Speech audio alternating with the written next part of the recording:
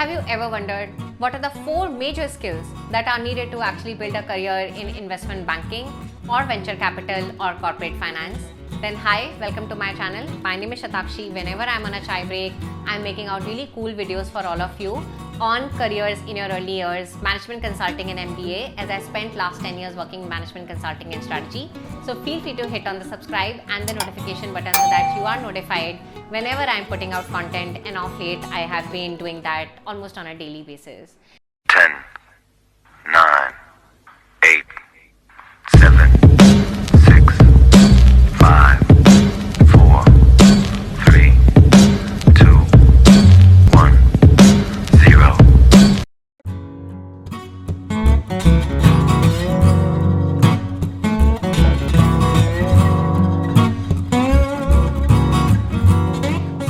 This video is pretty interesting because I had made a separate video doing a comparison between jobs and careers in investment banking versus management consultant, and I will put a screenshot somewhere there if you missed out on that. But a lot of you actually wanted me to deep dive into the world of corporate finance, not corporate finance, finance and investment banking. So here is me now responding to all of your comments request, and I really hope that I will be able to do justice to it. And largely, if you want me to make a separate video, I am covering, of course, extensively management consulting. I have made a separate video around product management. Feel free to check that out. I am covering finance. If there is any other sector that you want me to cover, I'm more than happy to either invite a friend, or if I would have any experience, I'm more than happy to make a video on it. And feel free to stay tuned till the end if you want to know who earns more within the 4 roles covered in finance. So from investment banking to venture capital to corporate finance to private equity. So I really hope that this video will be very helpful for you. Now, largely this video I'm going to be dividing into 2 sections. The first section is the kind of 4 popular roles that exist in finance. What are these roles? How do they differ? And who does what? And then the second section is largely around the skills, and we will do a 2A, B, C, D, and then last but not the least, in the third section, we will do a salary comparison. So let's start about the 4 roles that we are talking about in finance. I would say 1A is corporate finance, 1B is investment banking, then 1C is venture capital, 1D is private equity. Now, in a layman's term, when you talk of corporate finance roles, and I have a lot of friends who are working in HUL, P&G in corporate finance roles, it largely comprises a lot of budgeting, a lot of analysis, a lot of looking at P&L, a lot of operations. That's the heart of a lot of corporate finance roles. In fact, a lot of chartered accountants make a very good corporate finance managers.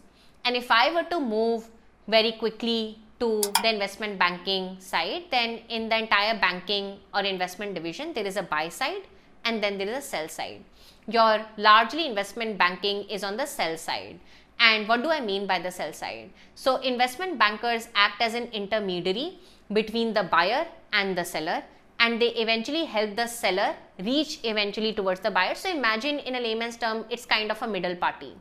And then investment banking bankers largely do 2 kinds of role. One, the most famous one, is mergers and acquisitions, and the second one is IPO deal, right? So imagine Paytm is going IPO, then what is the price, the first offering price that will be offered to the retail investors?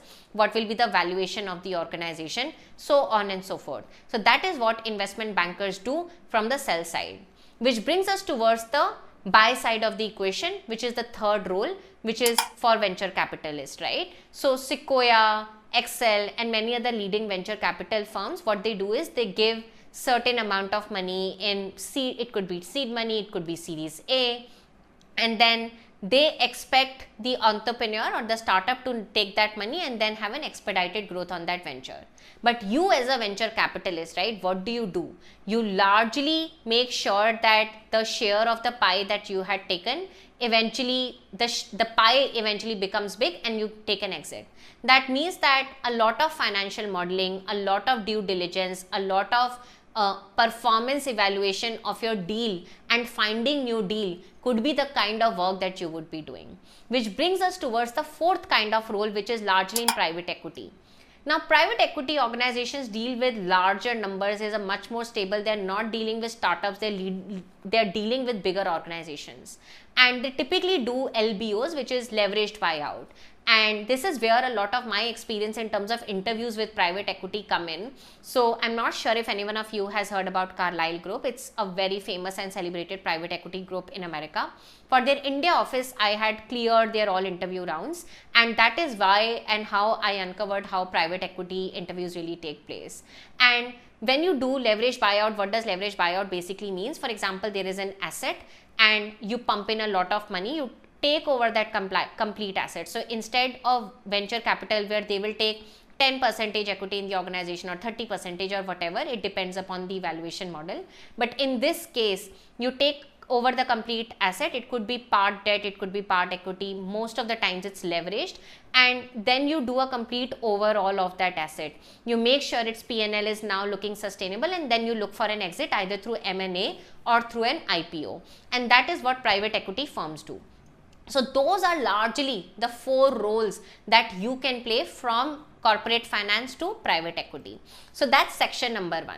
Now bringing or coming back to section number 2, of course the weightage of your work and the style will differ, but I would still say that there are 4 main skills or 4, I would say, characteristics that you need to exhibit when you are sitting in that interview. And point number 1, really basic, and you could be sitting for their interview after undergrad as well, but number 1 is time value of money, right?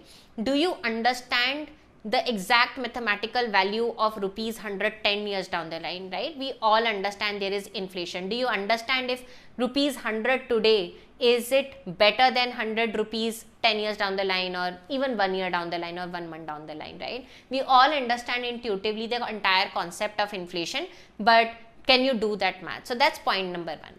Point number 2 is discounted cash flow method. Can you do valuation of an organization through DCF method, which is cash flow in minus cash flow out? And mind you, we are not talking about revenue, right? Cash flow is very different. Can you build those evaluation models? Which brings me towards point number 3, which is the NPV and valuation of the organization. Which is that if I give you certain details or certain numbers or certain Excel of an organization, would you be able to value that organization, right? What do we mean by valuation? So for example, you would have heard that this is a startup is in a unicorn club. That means that its valuation is worth $1 billion at least, right? How does that valuation really come into place? In a VC model, a lot of time DCF is not applied, but still in terms of first principle thinking, DCF still continues to be the best model in terms of evaluation, in terms of finding the valuation of an organization. Which brings us towards the 4th skill, which is finding the price of the deal, right? So if Sequoia comes, or even if as Sequoia come and tomorrow I say that, hey Shatakshi, I want to take 30% in your organization and I will pay you X price, right? That X, there will be an analyst working in Sequoia who will do his or her due diligence and will come up with that X number. And similarly, there could be a leading organization, for example, there is a larger organization, there's a dying newspaper media company, right? And then a private equity or a Carlyle analyst will go and say that we want to take a complete overall and we want to have complete ownership, and this is what we are ready to pay you. That price is basically determined through a lot of calculation. And similarly in investment banking, you could be an investment banker and you figure out what is the first initial offering, what is the share price that will be offered on day 1 when Paytm or Zomato or whatnot really goes when their IPO happens. Which brings us towards the end of section number 2, and which brings us to section number 3. Before I give the order of the salaries that these people take, please understand these are averages. It depends from geography to geography. It heavily depends from firm to firm.